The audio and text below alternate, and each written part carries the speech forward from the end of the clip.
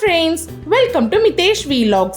இன்னைக்கு நம்ம ஒரு குட்டி vlog தான் பார்க்க போறோம். லாஸ்ட் மந்த் பாத்தீங்கன்னா ஏப்ரல் 2 போல மகிழனுக்கு ஃபர்ஸ்ட் மொட்டை திருப்பதியில போட்டோம். சோ அந்த vlog தான் இன்னைக்கு பார்க்க போறோம். அன்னைக்கு பாத்தீங்கன்னா மார்னிங் வீட்ல இருந்து 1:45 போல கிளம்பணும். அங்க ரீச் ஆனது பாத்தீங்கன்னா 4:15க்குலாம் ரீச் ஆயிட்டோம். ஆக்சுவலா சென்னை டு திருப்பதி பாத்தீங்கன்னா 2 to 3 hours தான் ஆகுது.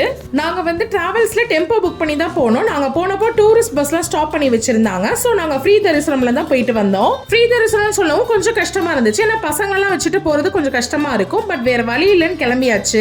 வீட்ல இருந்து கிளம்புறப்பவே ப்ரிகாஷனுக்கு ஃபுட் ஸ்நாக்ஸ் அதெல்லாமே எடுத்துட்டு போயிருந்தோம். அங்க அவைலபிளா இருந்துச்சு. பட் நாங்களும் சேஃப்டி கொண்டு போயிருந்தோம். அன்னைக்கு மகிழன் கூட சேர்ந்து என்னோட ஹஸ்பண்ட் அப்புறம் என்னோட ஃபர்ஸ்ட் பையன் மிதேஷும் சேர்ந்து மொட்டை அடிச்சுக்கிட்டாங்க. அப்புறம் நானும் என்னோட மாமியாரும் பூமுடி எடுத்தோம். மொட்டை அடிக்கிறப்போ வீடியோ நாட் அலோட். ஸோ அதனால வீடியோ எடுக்க முடியல.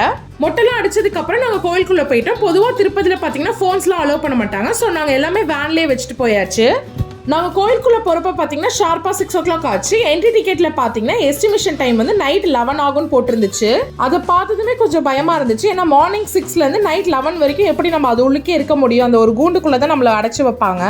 பசங்களாம் வச்சுட்டு எப்படி மெயின்டைன் பண்ண போறோன்ற மாதிரி ஒரு பயம் இருந்துச்சு. பட் வேற வழி இல்ல, நம்ம போய் தான் ஆகணும்னு சொல்லிட்டு போயாச்சு.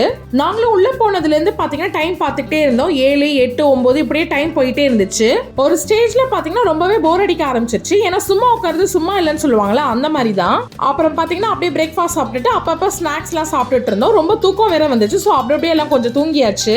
நமக்கு டோக்கன் கொடுக்குறப்பவே வார்டு நம்பரும் கொடுத்துருவாங்க. ஸோ நம்ம அதுக்குள்ளதான் இருக்கணும். என்னதான் நம்மள அந்த ஒரு கூண்டுக்குள்ள அடைச்சு வச்சாலும் பேசிக் ஃபெசிலிட்டி எல்லாம் தாராளமா இருந்துச்சு. அதாவது நமக்கு தேவையான சாப்பாடு, தண்ணி, அப்புறம் ரெஸ்ட் ரூம் ஃபெசிலிட்டி இது எல்லாமே இருந்துச்சு. அப்பப்போ டீயும் கொடுத்தாங்க. நமக்கு தேவையான எல்லாமே யூஸ் பண்ணிக்கலாம். ஒரு 12 மணி போல பாத்தீங்கன்னா ரொம்பவே கஷ்டமா இருந்துச்சு. நான் ஒரே இடத்துல 6 மணி நேரம் வெயிட் பண்ணிட்டு இருந்தோம். ஸோ முடியல.